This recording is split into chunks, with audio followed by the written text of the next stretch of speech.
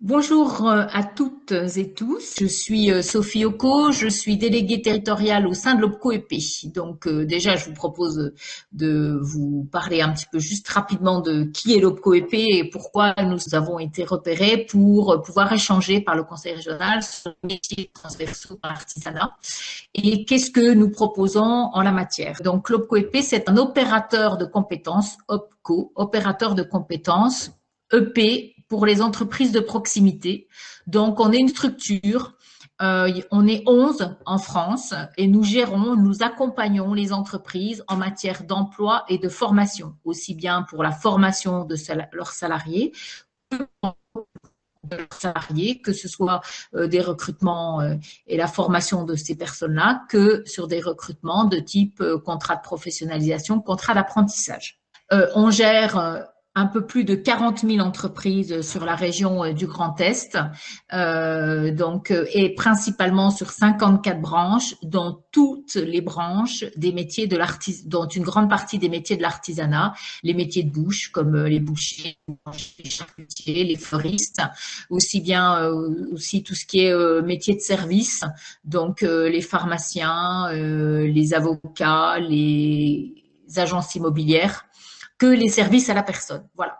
Donc aujourd'hui, donc on est un acteur quand même central au niveau de l'accompagnement des entreprises, puisque si on prend sur la partie volet alternance apprentissage, on gère en Grand Est un peu plus de 8 000 contrats d'apprentissage sur une année, et à peu près, ce qui veut dire qu'on représente à peu près un contrat sur 4, un contrat sur 5 est géré par l'OPCO-EP. Donc, l'intervention de cet après-midi, elle va permettre de mesurer un petit peu dans ces métiers transverses, dans ces branches de l'artisanat, donc dans ce secteur d'activité, quels sont les métiers transversaux qui sont recherchés par ces entreprises-là et comment on peut accompagner, comment on peut repérer, accompagner et les demandeurs d'emploi et les jeunes vers ces métiers-là et comment donc on peut accompagner aussi nos entreprises à mieux recruter et à mieux percevoir quelles sont les personnes qui sont identifiées sur ces postes-là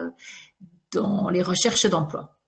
Et puis, on fera un petit zoom sur les alternatives en matière de formation pour trouver un emploi dans l'artisanat. Déjà, pour commencer, on fait tous les ans, on fait tout, à chaque fois que l'on rencontre des entreprises, donc on a une quinzaine de conseillers sur les territoires.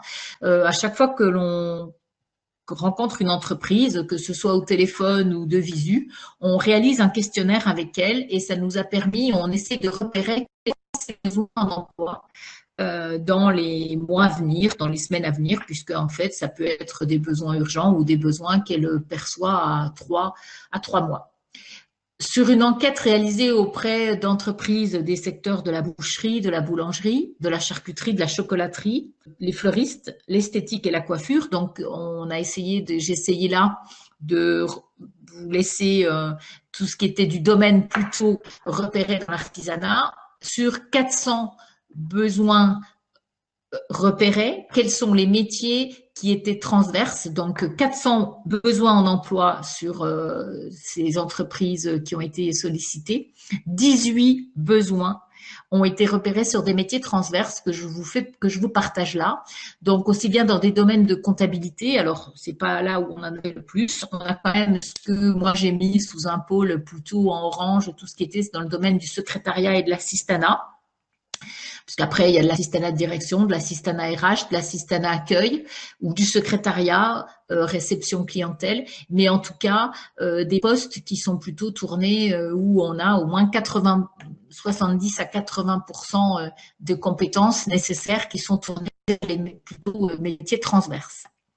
Ensuite, on a aussi à peu près 7 postes qui sont plutôt tournés vers les métiers du marketing, de la communication et de la relation commerciale.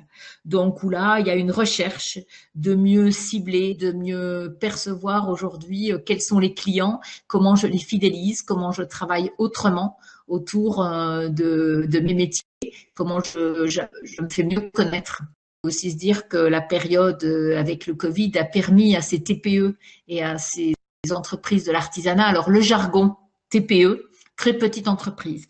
Donc l'artisanat, hein, c'est vrai que je l'ai pas dit, sur les 40 000 entreprises que l'Opco EP gère en Grand Est, c'est environ, c'est plus de 90%, ce sont des entreprises qui sont inférieures à 11 ou 20 salariés. Voilà. Donc, on est vraiment dans un domaine de la très petite entreprise. Pour autant, ces entreprises-là ont des besoins sur des métiers aussi un peu spécifiques du transversal. Donc, comme je vous le disais, relations commerciales, marketing, communication. Et puis, on a aussi des métiers comme tout ce qui est réalisation de contenu multimédia. Donc, on est aussi dans le domaine du marketing et de la communication. Et des recherches sur, ça arrive aussi de plus en plus, exploitation système de communication. Donc, c'est des métiers qui, pourquoi pas, pourraient même être partagés à plusieurs entreprises. On l'a vu d'ailleurs dans certains centres-villes où en fait des associations se sont montées, des groupes de travail se sont montés pour partager un certain nombre de métiers et de compétences, notamment dans ces domaines-là. Et puis enfin, un besoin en matière de management et de gestion. Voilà. Donc, comme vous le voyez, c'est effectivement pas la majorité des besoins des boulangers et des charcutiers, mais pour autant, c'est pas parce qu'on est une petite TPE ou une PME qu'on ne peut pas avoir des besoins un peu plus transverses. Autre élément, donc ça c'était sur la partie vraiment recrutement direct. Autre besoin repéré sur autre approche transversale sur laquelle on travaille et sur laquelle on est effectivement repéré pour accompagner et les demandeurs d'emploi vers l'emploi et nos entreprises à recruter des personnes formées. C'est ce qu'on appelle, on a un dispositif, la préparation opérationnelle à l'emploi collective. Donc, comment ça fonctionne? C'est un dispositif de formation qui existe, qui a pour objectif de former des demandeurs d'emploi aux connaissances de base qui sont indispensables et communes à différentes filières choisies. Si on prend, par exemple, le métier que l'on avait tout à l'heure, en fait, sur un poste d'assistanat, il y a quand même un grand nombre de compétences qui sont les mêmes, que ce soit sur l'assistanat commercial, de l'assistanat RH ou autre. Pour ce faire, donc, ce type de dispositif, une fois qu'on a communiqué sur ces éléments-là, on va mixer un parcours de formation avec une démarche de recherche de stage auprès des entreprises qui sont adhérentes à l'Opco EP et que l'on rencontre, ce qui va permettre aux stagiaires qui s'inscrivent dans cette préparation opérationnelle à l'emploi de préciser leur projet professionnel, de pouvoir regarder si effectivement ce qu'ils pressentaient en matière d'emploi ou en tout cas de projet professionnel, d'aller un petit peu faire des stages en entreprise et de se mettre confronté à la réalité, de se dire est-ce que c'est vraiment ça,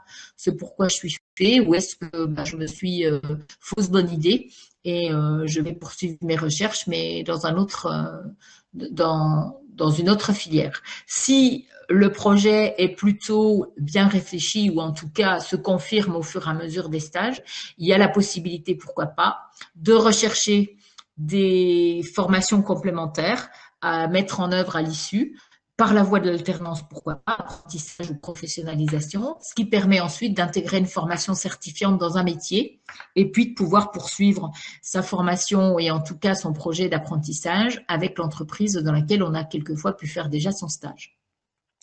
Toutes ces dispositifs de préparation opérationnelle à l'emploi bénéficient d'un accompagnement et d'un zoom sur les outils numériques et sur tout ce qui est compétences. Donc là, on part du principe que ça, ce sont des compétences transversales qui sont nécessaires dans tous les métiers, quels que soient les secteurs d'activité vers lesquels on tend, que vers les formations sur lesquelles on va se positionner. Chaque préparation opérationnelle à l'emploi est composée de 12 à 15 stagiaires.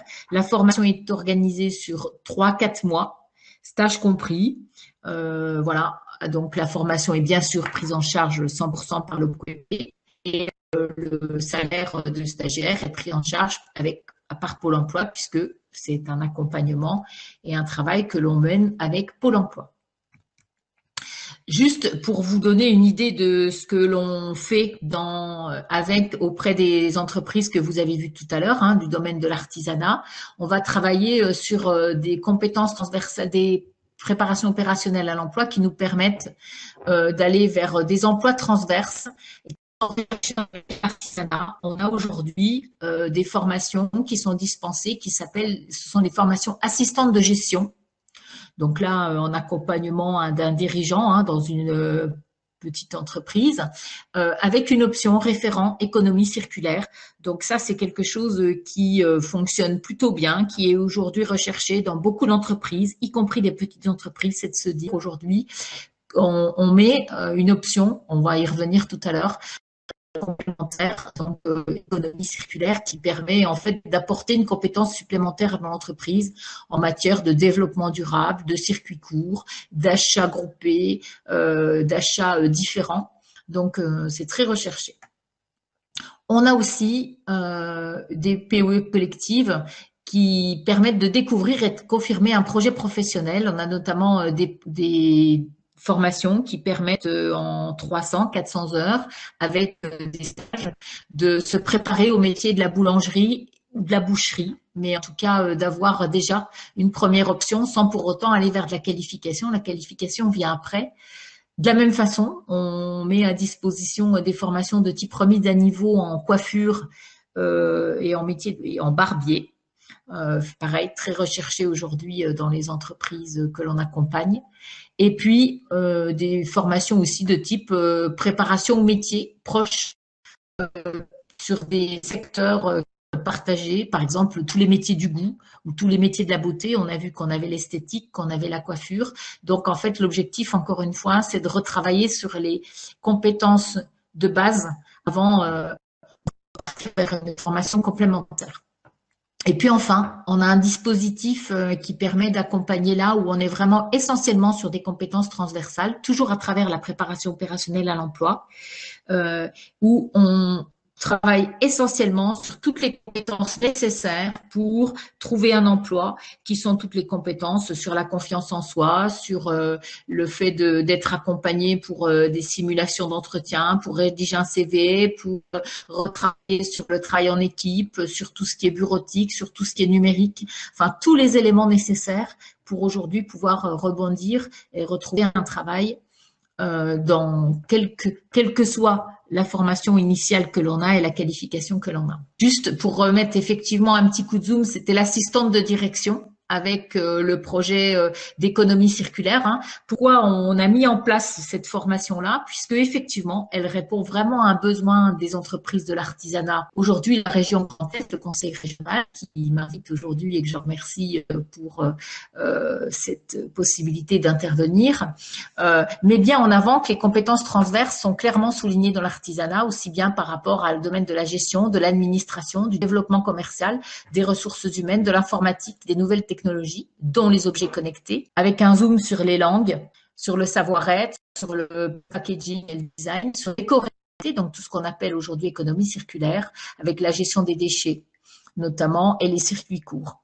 Donc, on a mis en place cette formation-là sur l'ensemble des territoires, que ce soit en Alsace, que ce soit en Lorraine ou en Champagne-Ardenne.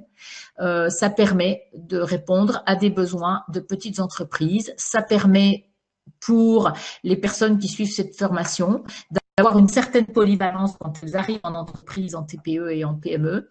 Et puis, elles bénéficient d'un titre reconnu au répertoire national des certifications, un titre d'assistante de direction. La formation dure 399 heures avec un stage en entreprise de 77 heures. Sur ces 294 heures que vous avez vues tout à l'heure, plus il y a 294 heures en centre de formation, plus les heures de formation, les heures de stage. Sur l'ensemble de ces 294 heures, il y a 91 heures qui sont effectivement tournées aujourd'hui vers tout ce qui est compétences transversales avec des techniques de recherche d'emploi, tout ce qui est législation et prévention des risques, techniques de communication et d'accueil de la clientèle, développement durable et compétences informatiques. L'intérêt et l'avantage pour des stagiaires, en tout cas de bénéficier pour des demandeurs d'emploi ou des jeunes qui souhaitent s'inscrire ou en tout cas rebondir et repartir sur un nouveau projet, l'intérêt de suivre ce type de formation, c'est que ça permet de préciser son projet professionnel et sa qualification, ça permet de s'engager dans des recherches vers la voie de l'alternance en tout cas et pourquoi pas pas s'intégrer dans une formation certifiante, d'avoir un large éventail de possibilités à la sortie de la formation, parce que soit de trouver un emploi directement, soit de repartir et de rebondir vers une formation ou une alternance. Ça confirme un projet professionnel. On est accompagné par le formateur. Il a 12 stagiaires, donc il y a vraiment un côté accompagnement individualisé. On peut travailler sur un bilan de compétences.